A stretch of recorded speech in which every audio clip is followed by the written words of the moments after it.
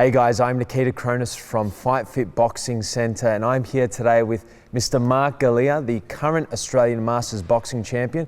We're here to talk about his upcoming fight on June 14th at the Melbourne Pavilion.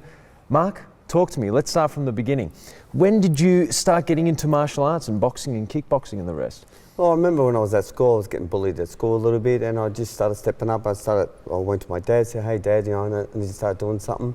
And he goes, "Okay, let's get you into Taekwondo." So we started getting into Taekwondo.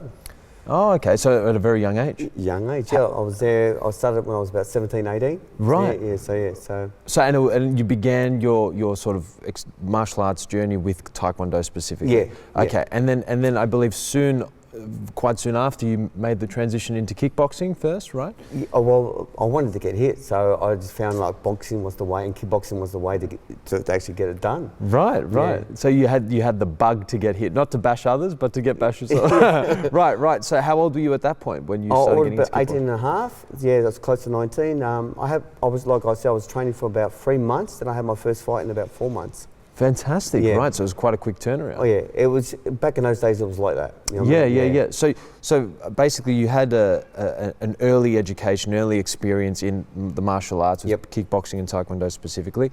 What made you transition into boxing, I guess, or was it all part of sort of the same soup at that time? You need your hands. Yes. You need your legs to kick, so you've got to combine them both together. So it just worked out like, I enjoyed the kickboxing more, but I was too light. So most of the guys I was fighting, they were always 4 to 8 kilos heavier than me. Yep. So I thought, I'll get into the boxing. So and I love the boxing. Yeah. And how many fights have you had in total? I believe it's 60, right? 60, yeah. 60 fights, 11 KOs, is that correct? Yeah. 11 KOs and 4 Australian and Victorian boxing titles, is that correct? How many of those are for Masters, for the Masters Boxing Championship? Right now, I hold 4. Four right now. Yeah. Huge accolades, seriously. How has the experience been so far? Looking back, you're in your late 50s, I believe. 57. 57. Yeah. Looking back at these titles and these credentials, essentially, I mean, what would you say you're most proud of at this point, leading up to the fight as well? The actual journey. Yeah. The friends you make, family that come and watch you, the coaches you meet, the people you meet. The journey's it's just unbelievable. If you don't love the journey, you won't love the fight, and that's the most important thing, Right. And I just love meeting people. I love talking to people. Right. So, yeah. Right. And I can imagine that going through this process of training, obviously leading up to this fight, but throughout your career. I'm assuming now that you're, again, in your late 50s, you change your approach leading up to different fights. I'm assuming, would that be the case, whether it's in terms of diet, whether it's in terms of sort of the frequency of training or the types of training you're doing? Would you say that that's the case? Definitely. Look, when I was younger, like I said, I was eating $70 worth of lollies a week. Yes. I mean, I was having 10 litres of Coke. Wow.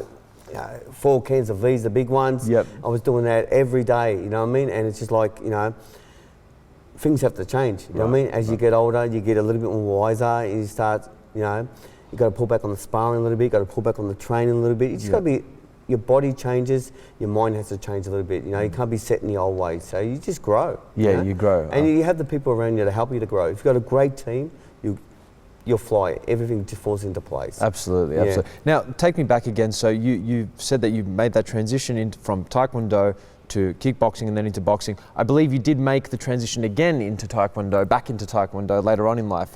Is that true? Yes? That is true. I had 3 beautiful daughters. I've got 2 that actually wanted to do Taekwondo. Yep. So we actually did our Taekwondo together, and we got our black belts, first dance together. So it was actually really, really exciting. Fantastic. It's one of the greatest moments that I still remember and look at. Yeah. And it was like a family experience. It was. It was great. It was great. Beautiful. Yeah. So part of the impulse to get back into it was because of your daughters. Correct. Yeah. Definitely. That's lovely. That's lovely. And do you think that a lot of the skills are, because I've spoken to a bunch of people, particularly on our podcast, about transferable skills between the martial arts. Do you think that Taekwondo does have skills that you can actually implement into boxing? That is such a great point. I mean, Taekwondo leads to all sports. Really? It leads, trust me, Muay Thai, kickboxing, boxing, it's your footwork. It's your switching. And it's a different type of fitness. And if you can kickers become world champions. Anyone can punch. Right. But the kick,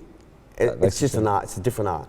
Wow. Yeah. Okay. So it's unbelievable. Yeah. Yes. So it's part of, I guess, developing a total fighter. You want to be Correct. able to do all these things, Yep. kicking, grappling even, Yep. you know, knees, punching. Yep. That's what makes a total fighter. And then obviously you can specialize later on like Correct. you have. Now let's talk about Masters in particular, right, Yep. leading up to this fight. So take me through sort of your process so far. How's the training camp been? Yep. How's your headspace? How Yep. are you feeling physically? Yep. What would you say? Well, the last 3 campaigns I was struggling to lose weight. I'm on a great diet now. It's just I've dropped my weight dramatically. I'm sitting on weight. 4 weeks out before the fight, so we're a week out now. I'm sitting comfortably. I'm headspace, best I've ever been. I've always had a good headspace. You know, I like getting hit, so that doesn't really matter. What I just want to be switched on. Don't worry about winning. Don't worry about losing. All I want to do is perform. And if I can perform and put on a show, that's all that matters to me. Yeah. I want to perform. I want to go out there and just put on a show. Win, lose or draw, I want the crowd to remember that was Mark Galea, you know what I mean? And that's all that matters. Right. You know, and like I said, my sparring, it's been great. Training programs, look, I'm under Jesse White from Lions Den. He's been pushing me to the limit. Got a great friendship, great coach. He's one of the great fighters going around at the moment. I'm enjoying my moment, you know, and that's what you've got to do. Enjoy the moment, enjoy the journey. That's the most important thing. Now, again, as we mentioned, 60 fights, 11 KOs, the 4 Australian Victorian titles for the Masters Boxing. You have that wealth of experience. Does that allow you to be more relaxed when you're in the ring? Does it allow you to have sort of that, I guess, that ease that potentially younger fighters don't have at that point in their, at this point in their career? That's another great point. You know what I mean? Look, it's your team. Yep. If your team's not relaxed, you won't be relaxed. Right. And I've had Nick, he's from Titans. He's sort of helped me grow as well. He's my sparring partner that I spar every Saturdays at Titans, and he's always had just be relaxed, enjoy the moment, love the moment. Yeah. Because I was always an up-tense bloke a little bit, Right. and he made me enjoy the moment. Jesse's the same, you know what I mean? Have a laugh in the corner, have a laugh. You know, the fight's serious. Yes. There's no doubt. Yes. But if you don't enjoy the journey and that you're not going to have that laugh, then why do it? You know what I mean? Right. So it's just about just jetting back. And just enjoying your friends around you, the people there. Yes, I'm serious about my fight game. Of course. I wouldn't have had 60 fights if I wasn't serious. That's right. And and I like getting hit and I like hitting people. Yes, yeah, absolutely. Yeah. It's part of the game, as we that's spoke right. about earlier. So, again, I've spoken to Piero Scariotto, Yeah. who's obviously competing in the Masters, Great bloke. Championship as well. Yes, Yeah. absolutely. Fantastic bloke, great human being. And I was very interested to know sort of what the process is like, I guess, psychologically, again, when you're, you know, in sort of your 40s and your 50s and you're still fighting, you're still competing, right? What does that take? What type of person does it take, you know, to be able to get in there time after time and continue to put on a fight, even in your 40s and your 50s? I mean, what is sort of the motivation to do this, really, from the get-go? Well, like I said, the journey. That's the journey. You've got to love that journey. If you don't love the journey, then you're just not going to love the sport anymore. Yes, You know? yeah.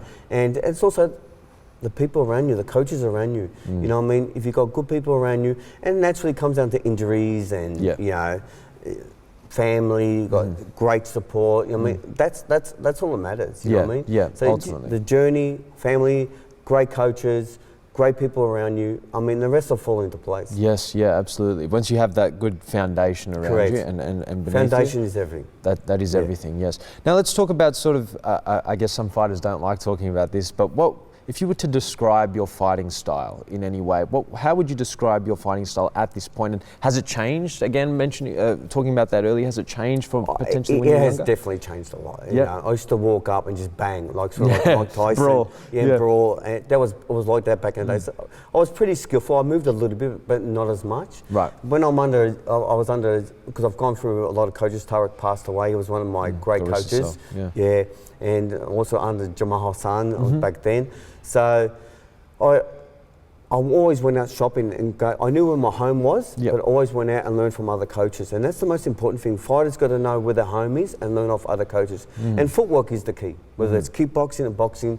If you can't dance, you can't move. Yes. You know what I mean? Yeah, you can't if your move. feet aren't there, your hands won't be there. Right. So, and that's what I learned the most is about moving and grooving. Yeah, Yeah. it's funny you say that, talking about dance, because I've heard stories of, Vasily Lomachenko, one of the greatest boxers, arguably, of all time. My favourite fighter. Yeah. Well, and he's a dancer. Yeah. He's someone who spent a good period of his life doing, I believe it was Ukrainian folk dance.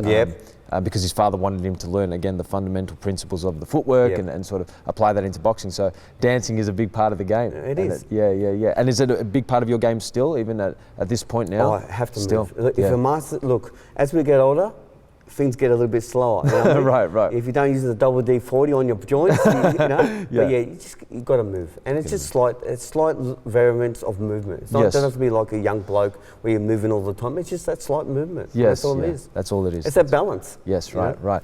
Now, talk to me about your opponent. Now, on June 14th, again, it's turning out to be a great night so far. We've obviously got the Fight Fit Challenge in place as well, and the Masters Boxing. What do you know about your opponent? What do you think you need to look out for in the match? And I guess without revealing too much, how are you going about approaching this fight? Look, he's a walk-up hitter. He loves strong as they come. A gentleman inside the ring, gentleman outside the ring. Beautiful. But he can fight, and that's what I love about him. He's very respectful, humble. But when he's in that ring, he sees red. He's a bull rider, ex-bull rider. That's insane. Yeah, so an actual bull rider. He's built tough. But so am I. Yeah. You know what I mean? I'm built tough. You know what I mean? So it's really a great matchup. Two bulls together. Which one's going to be smart? Which one's going to be dumb? And that's what it comes to. Brains. Yeah. So you think intelligence is going to be the dividing factor here? Yes. Definitely. Very interesting. Definitely. Very interesting. And have you had experience with him previously? Never fought him before. Okay. We've been sort of been matched up, talked about, but it's never happened. But Okay. Beautiful. Fantastic. So it's going to be a battle of wits, as they say. I believe I should outwit him. Yep. Like I said, I've been hit with the kitchen sink. Yes. I don't fall. He's been hit with the kitchen sink. He doesn't fall. So it's gonna be a great fight. One of us is gonna fall. Right. And one of us is gonna fall. And it's interesting that you say that, because again, you both have so much experience in the game. Like it's not like we're dealing with, obviously to their credit, the Fight Fit challengers are extremely equipped, and they've been going through their training program for the past 8 weeks or so. But there's, again, as we said, there's this difference in sort of the relaxation in the ring, the experience, the ability to foresee what's coming in any given circumstance. So it's going to be interesting to see these two, again, bulls coming into the ring who have this wealth of experience and see how they're going to outsmart each other. So it should be a cracker of a fight. It's going to be a game of chess, and that's the best thing about it, you know what I mean? Yes. When you got two styles that are nearly exactly the same, but one, I believe I'm going to use my reach, my distance, my brains. Right. But if I have to brawl, I'll brawl. That's it. You're going to enjoy the moment. That's right. Yeah. If you don't like getting hit, then why be there? Yeah, exactly. Now, talk to me about, we talked about this briefly, sort of your peculiar diet habits, particularly when you were younger as well, because you said that you were quite the sweet tooth growing up. Yeah, look, wow. I'm in trouble here. From your trainer, yeah. Yeah, well, I used to have, $70 a week worth of lollies. $70 a week? I used to drink 10 litres of Coke a week. 4 cans of V's a day, and that's just to start with. I would have a hot dog with marshmallows. Oh I'd my have a pie with gosh. mustics, so the mustics will melt. It's actually quite nice. I cringe even thinking about that. I'd have a hot dog with python snake in it. It's all on my Instagram. You'll see it. I'm just crazy. I have a pie with Skittles. So I open the pie up, put the Skittles inside. You are a nutritionist's worst nightmare, particularly as a sport nutritionist. But again, you must have been obviously burning all these calories and having all this energy during that time that it didn't really manifest for you, I guess. Look, at age 30, I was 46 kilos. Wow. Yeah, that's light. So I was light. I weighed as much as a bag of spuds. Wow. That's the way you look at it. Yeah. So. Fascinating, but you were able to sort of chow down constantly. Yeah. That's great. I mean, it's in a way, you must have a very fast metabolism too. But it's crazy because now there is such an emphasis on, particularly with the professional fighters. It's Correct. like their diet and what they're eating, and they're looking after their bodies. But a lot of the old timers, I'm going to be honest with you, they had fun with it. They enjoyed themselves. It's crazy. Yeah. But as we get older, things start falling apart, so you got to start balancing that. Yeah, but you're on a different diet now, a strict diet. Maybe talk to us about that. What you've been doing? It's like a fasting diet, so I've been doing that. It's been fantastic. No sugar, and I love my sugar, but I don't need it. I've been really good. It's been great, mentally, physically good. Everything's fallen into place. Like I said, I still love my V's. I'm still allowed to have sugarless V's. So I'm doing that. That's great. Yeah. You know, but I don't drink Coke. I'm not a water drinker. I don't drink much water. That's my problem. You know? But otherwise, I'm good. You know, like I'm doing recovery, I do plunge baths, saunas, hyper chambers. I'm doing all that. So taking it seriously. Yeah. Oh yeah. Definitely. Absolutely. Definitely. Let me ask you a couple of deeper questions before we wrap up here, and I want also to give you an opportunity to talk about your ventures with your gym as well. Yep. You're at this stage in your career. You have so many accolades. Oh, beautiful doggy! Hello. We've got a visitor on set. That's okay. That's all good. At this point now, leading up to the fight, June 14th, what does the ideal image of success look like for you on the 14th? Is it just getting your hand raised? Is there a certain moment in the fight? Is it doing something that you thought to do leading up to the fight, a particular move? Or what does that image of success look like for you? Well, I like to picture and look at things and break things down. Not too much, because I just think a lot of fighters overthink stuff. So I like to don't care about the win. Loss means nothing. Just work at my plan and perform. I want people to high five me after I walk out of that room. What a fight! That's what I want people to remember. That what a fight! And if I win, it's a bonus. Right. You know, I don't care about the win. I don't care about what other people. I want to go in there and just perform. You know, I want my coach to be happy. You know. Yeah.